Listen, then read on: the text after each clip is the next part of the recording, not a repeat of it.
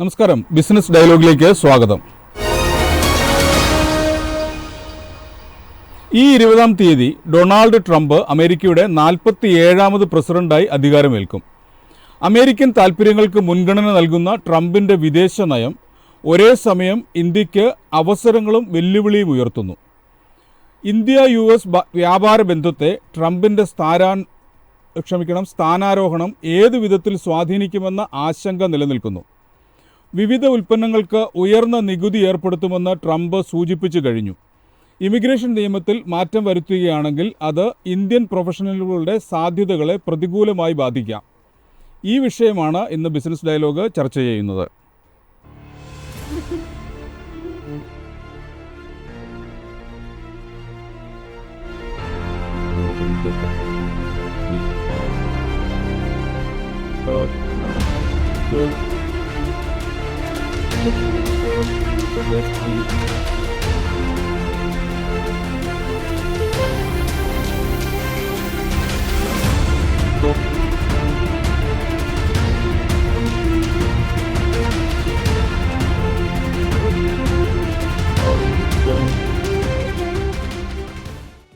ചർച്ചയിൽ എന്നോടൊപ്പം മുൻ കേന്ദ്ര സഹമന്ത്രിയും BJP പ്രതിനിധിയുമായ അൽഫോൺസ് കണ്ണന്താനം, കോൺഗ്രസ് പ്രതിനിധി പ്രൊഫസർ റോണി കെ ബേബി, വിദേശകാര്യ വിദഗ്ധൻ ഡോക്ടർ വിൻസെൻ്റ് PJ എന്നിവർ.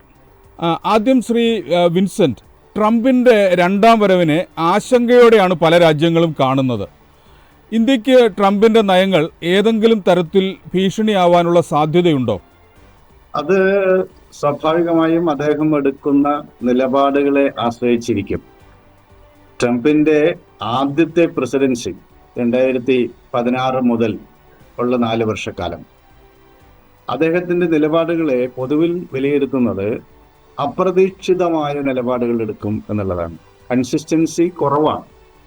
അപ്പോൾ അമേരിക്കയുടെ താല്പര്യം മുൻനിർത്തിയും അമേരിക്കയുടെ സവിശേഷമായ റോള് ലോകത്തിലുള്ള അത് നിലനിർത്താനും പറ്റുന്ന വിധം നയങ്ങളിൽ അപ്രതീക്ഷിതമായ മാറ്റങ്ങൾ എപ്പോഴും പ്രഖ്യാപിക്കുന്ന ആളാണ് ട്രംപ്. പക്ഷെ അദ്ദേഹത്തിന്റെ ആദ്യത്തെ പ്രസിഡൻസി പീരീഡിൽ ഇന്ത്യയുമായുള്ള ബന്ധത്തിൽ തുടർച്ചയായ ഒരു വളർച്ച നമുക്ക് കാണാൻ സാധിക്കും. പ്രത്യേകിച്ച് സൗത്ത് ഈസ്റ്റ് ഏഷ്യ, പസഫിക് മേഖലകളിൽ ഇന്ത്യൻ താല്പര്യങ്ങൾക്കൊപ്പം നിൽക്കാൻ അമേരിക്കൻ വിദേശ നയത്തിന് സാധിച്ചിരുന്നു. അതോടൊപ്പം ഇന്ത്യൻ പ്രധാനമന്ത്രിയും നരേന്ദ്രമോദിയുമായി സവിശേഷമായ ഒരു സൗഹൃദം പുലർത്താനും ട്രംപ് ശ്രദ്ധിച്ചിരുന്നു. മറ്റൊന്ന്, അമേരിക്കയിലുള്ള ഇന്ത്യൻ വംശജർക്ക് അനുകൂലമായ സമീപനം അദ്ദേഹം സ്വീകരിക്കുകയുണ്ടായി. അതിന്റെ പ്രതിഫലനം ഈ തെരഞ്ഞെടുപ്പിലും ഉണ്ടായി. ഇന്ത്യൻ വംശജയായ പ്രസിഡന്റ് സ്ഥാനാർത്ഥി അമേരിക്കൻ വൈസ് പ്രസിഡന്റ് കൂടിയായിരുന്ന കമല ഹാരിസ് മത്സരിച്ചിട്ടും ഇന്ത്യൻ വംശജരിൽ വലിയൊരു വിഭാഗത്തിന്റെ പിന്തുണ ട്രംപിന് ലഭിച്ചതിന്റെ കാരണം അതാണ്. അപ്പോൾ അമേരിക്കൻ ഇന്ത്യൻസ് ഏറെക്കുറെ ട്രംപിന്റെ നയങ്ങളോട് ഐക്യപ്പെടുന്ന ഒരു സാഹചര്യമാണുള്ളത്. കുടിയേറ്റ നയത്തിന്റെ കാര്യത്തിലാണ് പൊതുവിൽ ആശങ്ക ഉണ്ടായിരുന്നത്. എന്നാൽ അവരുടെ പുതിയ നയരൂപീകരണത്തിന് വേണ്ടി വിവേക് രാമസ്വാമിയും എലോൺ മസ്കും അടങ്ങുന്ന ഒരു ടീമിനെ സവിശേഷ അധികാരങ്ങളോടുകൂടി ചുമതലപ്പെടുത്തിയത് നമുക്കറിയാം. എലോൺ മസ്ക് പറഞ്ഞത് ഇന്ത്യ അടക്കമുള്ള രാജ്യങ്ങളിൽ നിന്നുള്ള ടെക്നോളജിക്കൽ മെയിൻ പവർ അമേരിക്കയ്ക്ക് ആവശ്യമാണ്. അതുകൊണ്ട് അത്തരത്തിലുള്ള ആളുകളുടെ കുടിയേറ്റത്തെ നിരുത്സാഹപ്പെടുത്തില്ല എന്ന നിലയ്ക്കുള്ള പ്രസ്താവന വന്നു കഴിഞ്ഞു. അതേസമയം മെക്സിക്കൻ ബോർഡറിലൂടെ അനധികൃതമായി അമേരിക്കയിലേക്ക് പ്രവേശിക്കുന്നത് പൂർണ്ണമായും തടയും, നടപടിയെടുക്കും എന്നുള്ളത് ട്രംപ് നേരത്തെ വ്യക്തമാക്കിയതാണ്. അത് ഒരു രാഷ്ട്രത്തിന്റെ ദേശ താല്പര്യം എന്ന നിലയ്ക്ക് അത്തരം കാര്യങ്ങളിൽ ശക്തമായ നിലപാടെടുക്കാതെ മുന്നോട്ട് പോകാൻ സാധിക്കില്ല. ഇപ്പോൾ ഇന്ത്യയിലേക്കുള്ള ബംഗ്ലാദേശികളുടെ ഇൻഫിൽട്രേഷൻ അത് എന്തിന്റെ പേരിലാണെങ്കിലും ഇന്ത്യയുടെ ദേശ താല്പര്യങ്ങൾക്ക് വിരുദ്ധമാണ് എന്നതുകൊണ്ട് അതിനെ ശക്തമായി എതിർക്കാതെ നിവൃത്തിയില്ല. അപ്പൊ അത് എല്ലാ രാജ്യങ്ങളെ സംബന്ധിച്ചും അവരുടെ നാഷണൽ ഇൻട്രസ്റ്റിന്റെ ഭാഗമാണ്. ശരിയാണ്, മറ്റ് രാജ്യങ്ങളിൽ നിന്ന് അനധികൃതമായി പ്രവേശിക്കുന്ന ആളുകൾ. ശരിയാണ്. ആ തരത്തിലുള്ള തീരുമാനം ട്രംപിൻ്റെ ഭാഗത്തുനിന്നുണ്ടാകും എന്ന് തന്നെയാണ് അന്താരാഷ്ട്ര സമൂഹവും വിലയിരുത്തുന്നത്. ഞാൻ താങ്കളിലേക്ക് മടങ്ങി വരാം. പ്രൊഫസർ റോണി കെ ബേബി, ഈ ക്യാമ്പയിനിൽ ചൈനീസ് ഉൽപ്പന്നങ്ങൾക്ക് 60% അധിക ഇറക്കുമതി തീരുവയും ലോകത്തിൻ്റെ മറ്റു ഭാഗങ്ങളിൽ നിന്നുള്ള ഉൽപ്പന്നങ്ങൾക്ക് 10% അധിക താരിഫും ചുമത്തുമെന്ന് ട്രംപ് പറഞ്ഞിട്ടുണ്ട്. ഇത് ആഗോള വ്യാപാര മേഖലയെ എങ്ങനെ സ്വാധീനിക്കുമെന്നാണ് കരുതുന്നത്? താൻ അധികാരത്തിൽ വന്നു കഴിഞ്ഞാൽ എന്ത് നയങ്ങളായിരിക്കും പിന്തുടരാൻ പോകുന്നത് എന്നത് വളരെ കൃത്യമായി തന്നെ ട്രംപ് അദ്ദേഹത്തിൻ്റെ തെരഞ്ഞെടുപ്പ് ക്യാമ്പയിൻ സമയത്ത്, പ്രചരണ സമയത്ത് അദ്ദേഹത്തിൻ്റെ മാനിഫെസ്റ്റോയിലൂടെ അജണ്ട 47 എന്ന മാനിഫെസ്റ്റോയിലൂടെ അദ്ദേഹം കൃത്യമായി തന്നെ മുന്നോട്ട് വെച്ചിട്ടുണ്ട്. അപ്പോൾ അദ്ദേഹത്തിൻ്റെ ഒന്നാം ടേമിൽ അനുവർത്തിച്ചിരുന്ന പോളിസി, അതിൻ്റെ ഒരു തുടർച്ച സ്വാഭാവികമായിട്ടും രണ്ടാം ടേമിൽ കാണാൻ സാധ്യതയുണ്ട്. അദ്ദേഹം മുന്നോട്ട് വയ്ക്കുന്ന മുദ്രാവാക്യം അമേരിക്ക ഫസ്റ്റ്. ആദ്യമേ അമേരിക്കയുടെ താല്പര്യങ്ങൾ, അമേരിക്കയിലെ ജനങ്ങളുടെ മാത്രം താല്പര്യങ്ങൾ എന്നതാണ്. പക്ഷെ നമുക്ക് ഡെമോക്രാറ്റ്സ് ആണെങ്കിലും ജോ ബൈഡൻ ആണെങ്കിലും അവർ കുറച്ചുകൂടി അമേരിക്ക എന്നുള്ള ഒരു ചുറ്റു മതിലിനപ്പുറത്തേക്ക്, 4 അതിരുകൾക്കപ്പുറത്തേക്ക് ഒരു ലോകത്തെ പൊതുവായി കാണുന്ന രീതിയിലുള്ള നയപരിപാടികൾ സ്വീകരിച്ചിരുന്നു.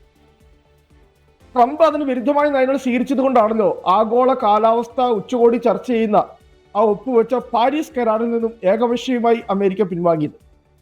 അതുപോലെ തന്നെ ഇറാനുമായിട്ടുള്ള ആണവ കരാറിൽ നിന്നും അമേരിക്ക പിന്മാറുന്നത് ട്രംപിന്റെ കാലത്ത് കണ്ടു. അപ്പോൾ ഇവിടെ അതുമായി ബന്ധപ്പെട്ട് ഇപ്പോൾ എന്നോട് ചോദിച്ച ചോദ്യവുമായി ബന്ധപ്പെട്ട് ട്രംപ് തന്നെ ആ തെരഞ്ഞെടുപ്പ് ക്യാമ്പയിനിൽ പറഞ്ഞിരിക്കുന്നത് ഇരട്ട ഇറക്കുമതി ചുങ്കം ഈ പ്രാവശ്യം ചുമത്തും എന്നുള്ളതാണ്. കാരണം ഇനി അമേരിക്കയും ചൈനയുമായിട്ട് ഉള്ള ഒരു വലിയ മത്സരമാണ് പറയാൻ പോകുന്നത്. അപ്പോൾ ആ മത്സരത്തെ ചൈനയെ മാത്രമായിരിക്കും ബാധിക്കാൻ പോകുന്നത്. അത് ലോക കമ്പോളത്തെ മുഴുവൻ, ലോക രാജ്യങ്ങളെ മുഴുവൻ അത് സ്വാധീനിക്കും.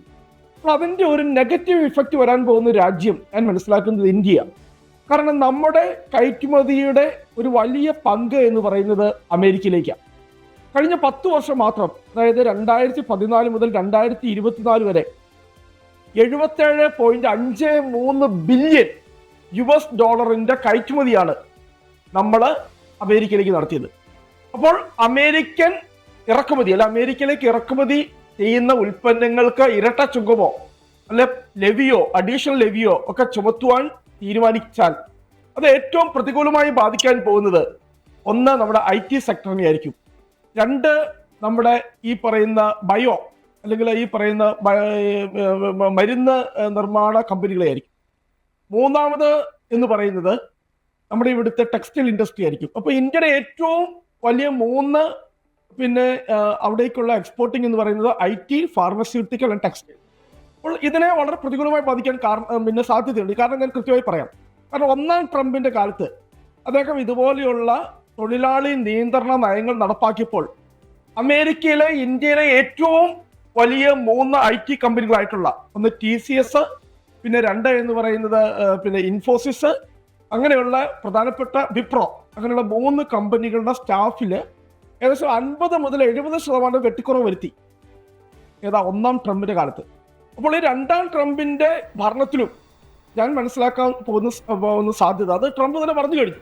കാരണം ഏകദേശം 15 ലക്ഷത്തോളം അവിടുത്തെ അനധികൃത കുടിയേറ്റക്കാരുടെ പട്ടിക തയ്യാറാക്കി വെച്ചിട്ടുണ്ട്.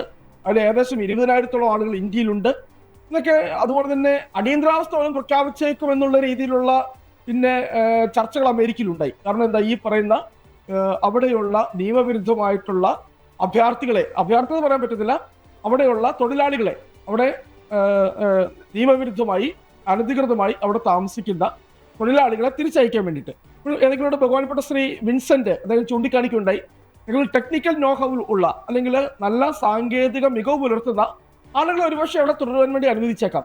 പക്ഷെ അതിന് താഴോട്ടുള്ള സേവന, വിദ്യാഭ്യാസ, പുറംകരാറ് പോലെയുള്ള മേഖലകളിൽ ജോലി ചെയ്യുന്ന ഒരു വലിയ ശതമാനം ആളുകൾക്ക് അവിടെ തൊഴിൽ നഷ്ടപ്പെടുവാനുള്ള സാധ്യത കാണുന്നു. തീർച്ചയായും അങ്ങനെ ഒരു സാധ്യത അവിടെ നിലനിൽക്കുന്നുണ്ട്. കുടിയേറ്റ നയങ്ങൾ പൊളിച്ചെഴുതുമെന്ന് ട്രംപ് വ്യക്തമാക്കിയിട്ടുണ്ട്. താങ്കളിലേക്ക് മടങ്ങി വരാം. ഡോക്ടർ വിൻസെന്റ്, പ്രൊഫസർ റോണി ചൂണ്ടിക്കാണിച്ചതുപോലെയുള്ള നയം മാറ്റങ്ങൾ അല്ലെങ്കിൽ വ്യാപാര നയങ്ങളിൽ കുടിയേറ്റം, നികുതി പരിഷ്കാരങ്ങൾ, ഭൗമരാഷ്ട്രീയ സംഘർഷങ്ങൾ തുടങ്ങി ഒട്ടേറെ വിഷയങ്ങൾ ട്രംപിൻ്റെ 2ാം വരവിനോടനുബന്ധിച്ച് ചർച്ച ചെയ്യപ്പെടുന്നുണ്ട്. ട്രംപിനെ സത്യത്തിൽ ഇത്രയേറെ ഭയക്കേണ്ടതുണ്ടോ?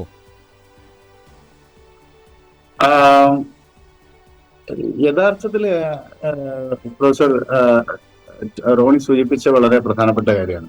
ഒന്നാം ട്രംപിന്റെ ഭരണകാലത്ത് അദ്ദേഹം നടത്തിയിട്ടുള്ള പരിഷ്കാരങ്ങളുടെ അടിസ്ഥാനത്തിൽ വേണം രണ്ടാം ട്രംപിന്റെ വരവിനെയും അതുപോലെ തെരഞ്ഞെടുപ്പ് കാലത്ത് അവർ മുന്നോട്ട് വെച്ച ആശയങ്ങളെയും മുൻനിർത്തിയുള്ള ഒരു നയമായിരിക്കും അവരെ പൊതുവിൽ സ്വീകരിക്കുക. പക്ഷേ ഈ ഒരു പ്രസിഡന്റ് എന്ന നിലയിൽ വളരെ അപ്രതീക്ഷിതമായ തീരുമാനങ്ങൾ പലപ്പോഴും അദ്ദേഹം എടുത്തിട്ടുണ്ട്. അദ്ദേഹം അധികാരത്തിൽ വന്നപ്പോൾ ഉത്തര കൊറിയയെ നശിപ്പിക്കും എന്ന് കഴിഞ്ഞ തവണ പറഞ്ഞിരുന്നു. മാത്രവുമല്ല, ഉത്തര കൊറിയൻ ഭരണാധികാരിയെ കുള്ളൻ, മിസൈല് വിട്ട് കളിക്കുന്ന കുള്ളൻ എന്നുവരെ വിളിക്കാൻ അദ്ദേഹം തയ്യാറായി. അങ്ങനെ ഉത്തര Korea axis of evil, axis of devil, axis of evil എന്നെല്ലാം പറയുന്ന ഇറാൻ, ഇതിൽ ഒന്നാം സ്ഥാനത്ത് ഉത്തര കൊറിയയാണ്. ഉത്തര കൊറിയയും ഇറാനും ഒക്കെ ഇതിന്റെ ഭാഗമാണ്. സിറിയയും, അതിൽ സിറിയ ഇന്നിപ്പം ഇല്ല. അപ്പൊ ആ ഉത്തര കൊറിയയുമായിട്ട് പക്ഷേ അപ്രതീക്ഷിതമായി കിം ജോങ് ഉന്നുമായി നയതന്ത്ര ചർച്ചകൾ നടത്തുകയും സെന്റോസ ഉച്ചകോടിയിൽ അവർ തമ്മിൽ ഐക്യപ്പെടുകയും ചെയ്തു. അപ്പൊ ഞാൻ പറഞ്ഞു വരുന്നത്, അങ്ങേയറ്റം പ്രായോഗികതയിൽ അധിഷ്ഠിതമായ അപ്രതീക്ഷിതത്വം ട്രംപിന്റെ നയങ്ങളിൽ എപ്പോഴും പ്രതിഫലിക്കാറുണ്ട്. അതുകൊണ്ട് ഈ തെരഞ്ഞെടുപ്പിന്റെ കാലത്ത് അദ്ദേഹം മുന്നോട്ട് വെച്ച ആശയങ്ങളുടെ അടിസ്ഥാനത്തിൽ നമുക്ക് പൊതുവിൽ ഒരു അഭിപ്രായ ഐക്യത്തിലെത്താൻ സാധിക്കും. പക്ഷേ ഭരണം നേരിട്ട് തുടങ്ങിയ ട്രംപ് എങ്ങനെ പ്രതികരിക്കും എന്ന് നമുക്ക് പറയാൻ സാധിക്കില്ല. കഴിഞ്ഞ തവണയും ഇത്തവണയും ട്രംപിന്റെ സപ്പോർട്ട് ബേസിൽ ഏറ്റവും പ്രധാനപ്പെട്ടത് ബ്ലൂ കോളർ ജോലിക്കാരായ അമേരിക്കക്കാരുടെ, വെള്ളക്കാരുടെ താല്പര്യങ്ങളായിരുന്നു. അവിടേക്ക് കയറി വന്ന ഹിസ്പാനിക്കുകളും മെക്സിക്കനുകളും അതുപോലെ ഏഷ്യാറ്റിക് പീപ്പിളും ലാറ്റിനോകളും ഒക്കെ ചേർന്ന് ഈ മധ്യവർഗക്കാരും ലോവർ മിഡിൽ ക്ലാസ്സുമായിട്ടുള്ള ബ്ലൂ കോളർ ജോലിക്കാരുടെ ജോലി തട്ടിയെടുക്കുന്നു എന്നത് അമേരിക്കയിലെ ആഭ്യന്തര രാഷ്ട്രീയത്തെ നിർണായകമായി സ്വാധീനിച്ച ഒരു വിഷയമായിരുന്നു. അവരെല്ലാം പുറത്താക്കുമെന്ന് പറഞ്ഞപ്പോൾ ഈ ബ്ലൂ കോളർ ജോലിക്കാരുടെ പിന്തുണ അദ്ദേഹത്തിന് ലഭിച്ചു. ആദ്യഘട്ടത്തിൽ അദ്ദേഹത്തിനെ വിജയത്തിലേക്ക് നയിച്ച ഏറ്റവും പ്രധാനപ്പെട്ട ഘടകം അതായിരുന്നു. ഇത്തവണയും അത് പ്രതിഫലിക്കുന്നുണ്ട്. അതോടൊപ്പം അമേരിക്കയുടെ ആഭ്യന്തര രാഷ്ട്രീയത്തിൽ വന്നുകൊണ്ടിരിക്കുന്ന മാറ്റവും അദ്ദേഹത്തിന്റെ നയങ്ങളിൽ പ്രതിഫലിക്കും. പക്ഷെ ഇത് ഇന്ത്യ വിരുദ്ധമാകാനുള്ള സാധ്യത അധികമില്ല. കാരണം ഇന്ത്യ എത്ര ശക്തമായി അമേരിക്കയിൽ നിന്ന് ആശ്രയിക്കുന്നുവോ അതുപോലെ തന്നെ അമേരിക്കയ്ക്ക് ഇന്ത്യയുടെ മേലും ആശ്രിതത്വമുണ്ട്.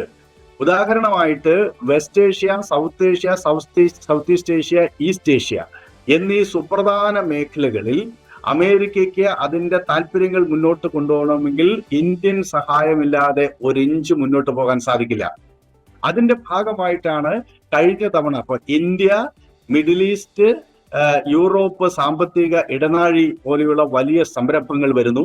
ഇന്ത്യ, ഇസ്രായേൽ, അമേരിക്ക അച്ചുതണ്ട് രൂപപ്പെടുന്നു.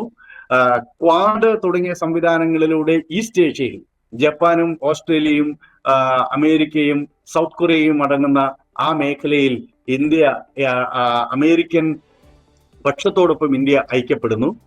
സൗത്ത് ചൈന സീയിൽ ഉണ്ടാവുന്ന സംഘർഷങ്ങളിൽ ഇന്ത്യൻ പിന്തുണയില്ലാതെ അമേരിക്കയ്ക്ക് മുന്നോട്ട് പോകാൻ സാധിക്കില്ല.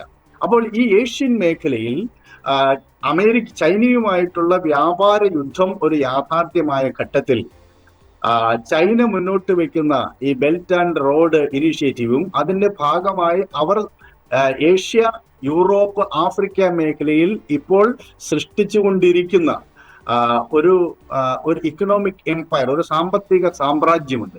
അത് അതിശക്തമാണ്.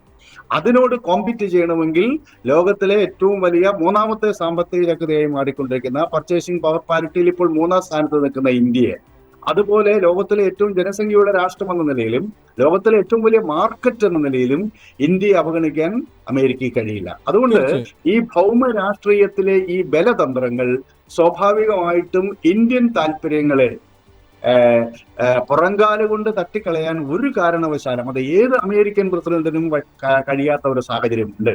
ഇപ്പൊ ഇന്ത്യയോട് പൊതുവിൽ ഒരു അനുകൂല നയം പുലർത്തുന്ന, സ്വാഭാവികമായിട്ട് പല ഘട്ടങ്ങളിലും ഇന്ത്യ അനുകൂല നയം പുലർത്തിയിട്ടുള്ള ട്രംപിനെ പോലെയുള്ള ഒരാളെ സംബന്ധിച്ചിടത്തോളം ഇന്ത്യക്ക് വിരുദ്ധമായിട്ടുള്ള ഇന്ത്യൻ താല്പര്യങ്ങളെ ഹനിക്കുന്ന വിധത്തിലുള്ള ഒരു നയം സ്വീകരിക്കില്ല എന്ന് പൊതുവിൽ നമുക്ക് പൊതുവിൽ അങ്ങനെ വിലയിരുത്തപ്പെടുന്നുണ്ട്. പക്ഷേ മറ്റു പല ഘടകങ്ങൾ കണക്കാക്കുമ്പോൾ ഇന്ത്യയിലെ ഇറക്കുമതി മേഖലയും മറ്റും ആശങ്കയോടെയാണ് ട്രംപിന്റെ വരവിനെ കാണുന്നത്. അതിനോട് താങ്കൾ എങ്ങനെയാണ് പ്രതികരിക്കുന്നത്? തീർച്ചയായിട്ടും വ്യാപാര മേഖലയിൽ ട്രംപിന്റെ ട്രംപ് കാർഡ് തന്നെ to make America first again എന്നുള്ളതാണ്. അതെ. അമേരിക്ക ലോകത്തിലെ ഏറ്റവും വലിയ സാമ്പത്തിക ശക്തി ഇപ്പോഴും തുടരുന്നുണ്ട്. 27 ട്രില്യൺ ഇക്കണോമിയാണ്. പക്ഷേ ചൈന തൊട്ട് പിന്നിലുണ്ട്, അത് 19 ട്രില്യൺ ഇക്കണോമി ആയി കഴിഞ്ഞിരിക്കുന്നു. അപ്പോൾ അമേരിക്കയുടെ വ്യാപാര താല്പര്യങ്ങളെ മുന്നോട്ട് കൊണ്ടുപോകുന്നതാണ് അവർ പ്രഥമ പരിഗണന നൽകുന്നത്. അങ്ങനെ വരുമ്പോൾ തീർച്ചയായിട്ടും ഇന്ത്യ അമേരിക്ക വ്യാപാരത്തിൽ അമേരിക്കൻ താല്പര്യങ്ങൾ സംരക്ഷിക്കപ്പെടുന്ന നയം, പ്രൊട്ടക്ഷനിസത്തിലേക്ക് അമേരിക്ക പിന്നോട്ട് പോകും. അത് തന്നെയാണ് ട്രംപിന്റെ ട്രംപ് കാർഡ്. അങ്ങനെ വന്നാൽ തീർച്ചയായിട്ടും ഇന്ത്യയിൽ നിന്നുള്ള ഇറക്കുമതിയും ഇന്ത്യയുടെ വ്യാപാരവും ഒക്കെ പ്രതികൂലമായി ബാധിക്കുമെന്ന കാര്യത്തിൽ ഒരു സംശയവുമില്ല.